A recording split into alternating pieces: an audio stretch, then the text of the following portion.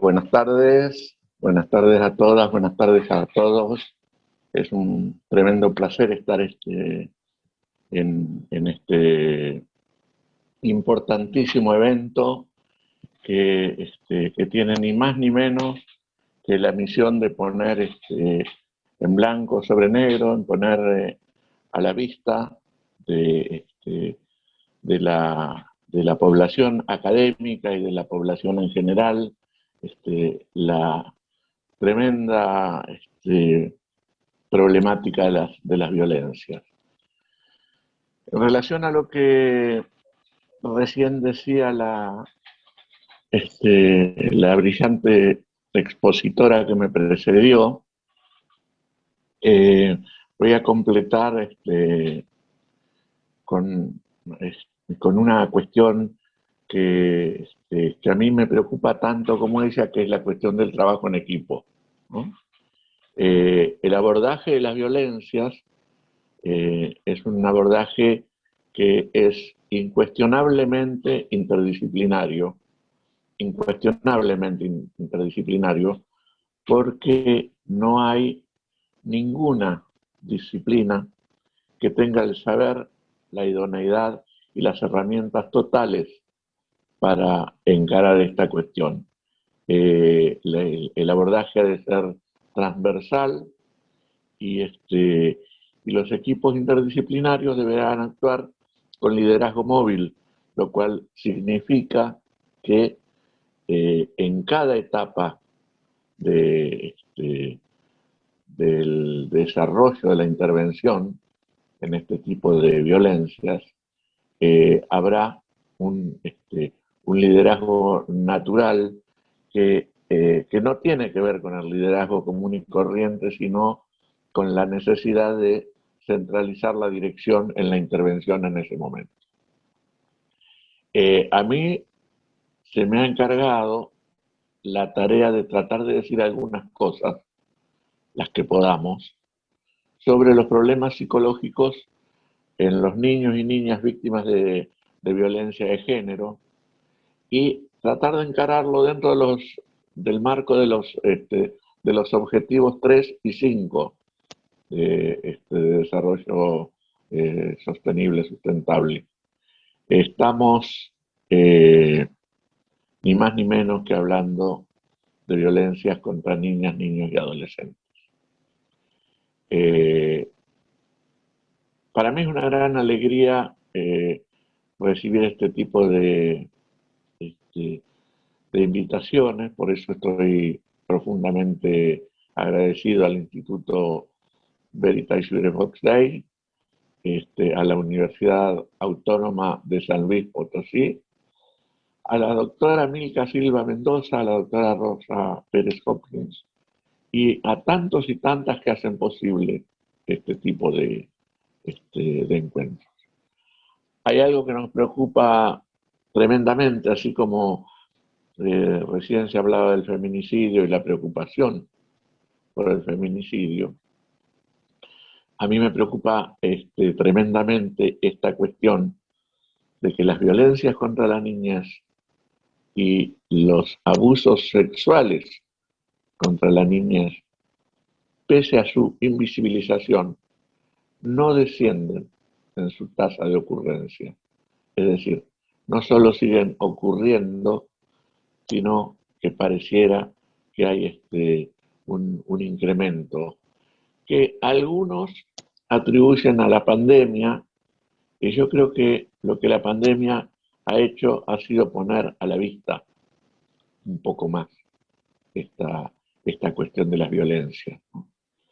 Lo cierto es que, como decía, no descienden los delitos, por un lado, y por otro lado, la otra cuestión es que hay un evidente y sistemático aumento de la crueldad. Esta es una segunda cuestión que nos preocupa. Entonces nosotros podemos decir, ¿estamos perdiendo el tiempo apuntando a la Agenda 2030, donde soñamos con la eliminación de este tipo de violencias? No, no, al contrario. Es necesario e independientemente de este panorama sombrío que yo recién les presentaba, lo cierto es que por otro lado están ocurriendo, sobre todo en Latinoamérica, que es donde tenemos la mirada puesta, están ocurriendo algunas cuestiones que son fundamentales, que es la implementación sistemática de políticas públicas. Porque en este tipo de violencias contra la niñez, contra la mujer, es fundamental entender que la solución pasa por la toma de conciencia, por un lado, pero que por otro lado, la verdadera solución debe ser sostenida a través de políticas públicas, porque es cuando el Estado se hace responsable de lo que está ocurriendo con sus ciudadanos.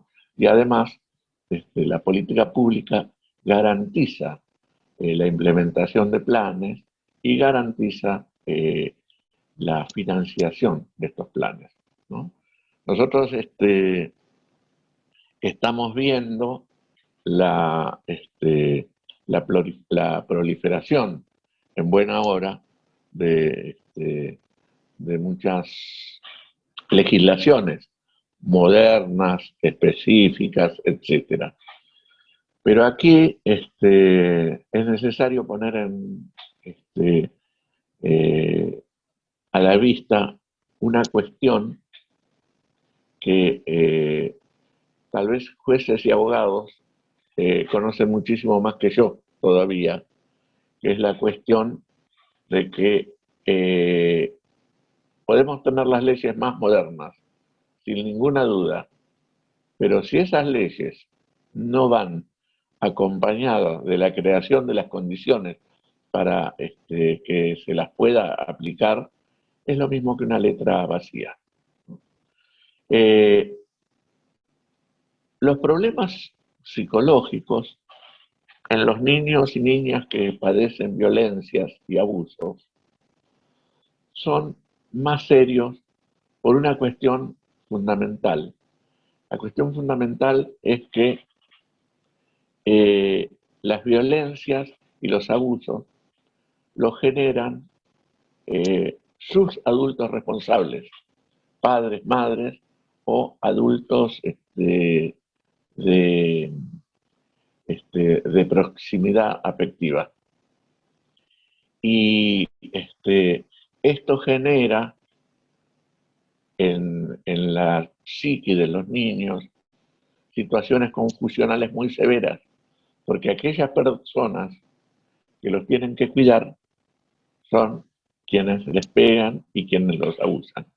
En el caso del abuso sexual, por ejemplo, contra la niñez, hay una característica fundamental que es necesario tener en cuenta para entender por qué se producen alteraciones psicológicas que pueden durar toda la vida y por qué el niño o la niña que padecen el abuso pueden estar años, décadas y a veces nunca incluso logran denunciar aquella situación que han padecido. Y no solo denunciar jurídicamente, no logran hablar de esa cuestión.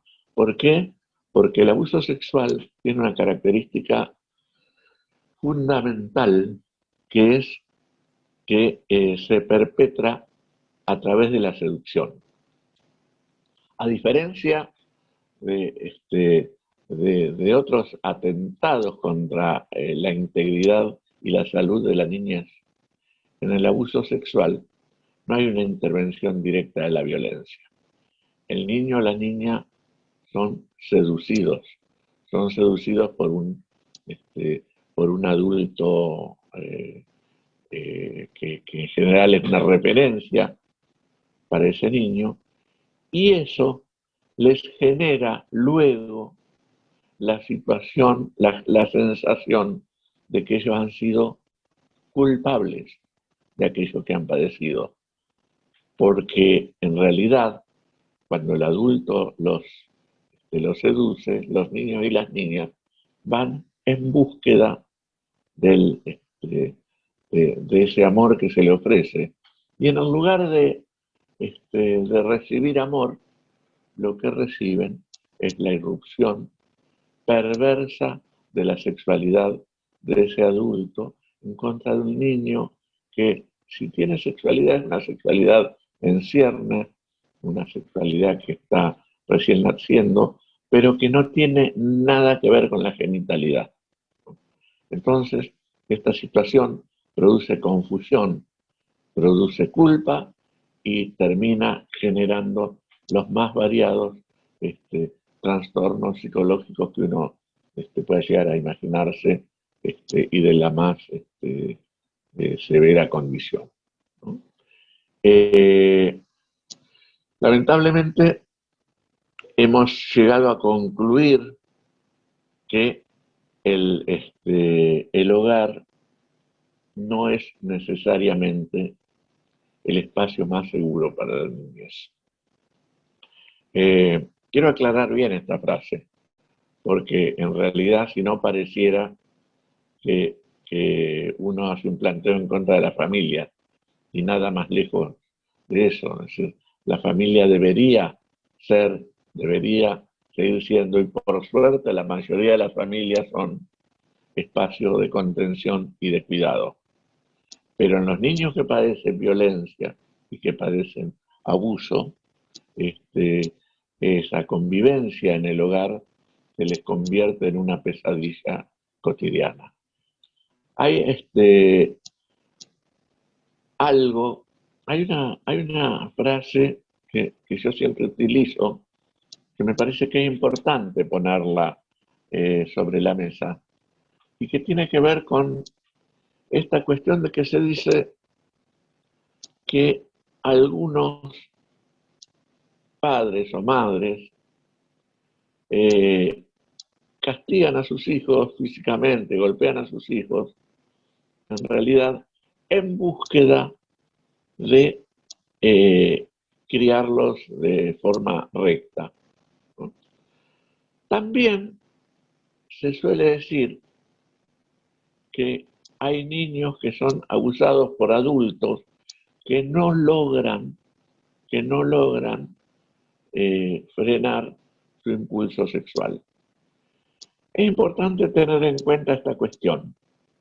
La violencia no es una forma educativa.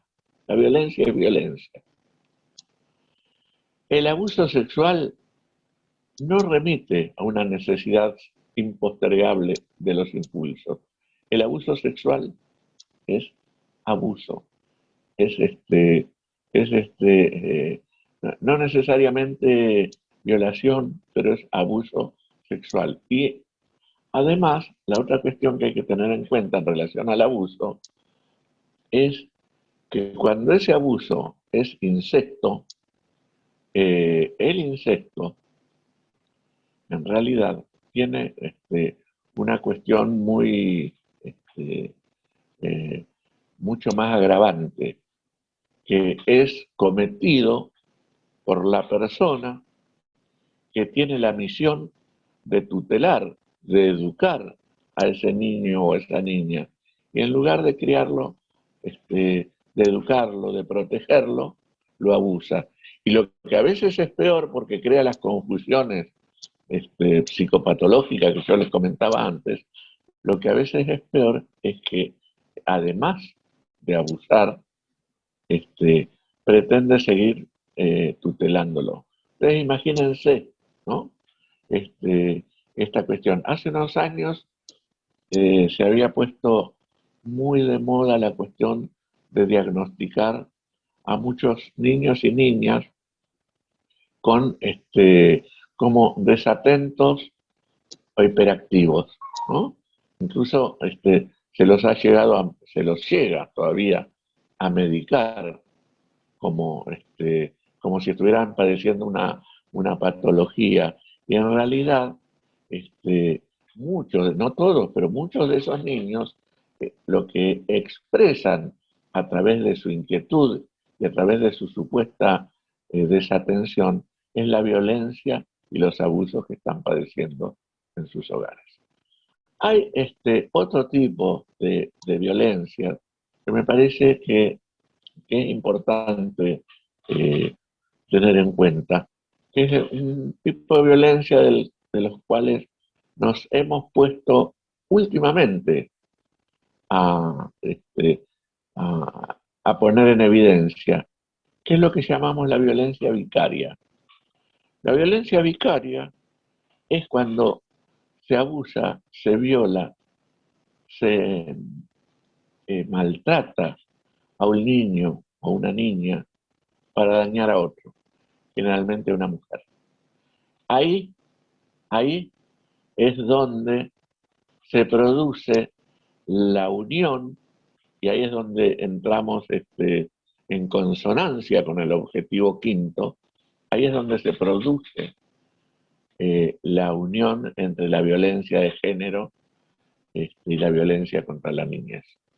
Porque no importa si es un varón o una niña, la violencia contra una niña es siempre violencia de género. Pero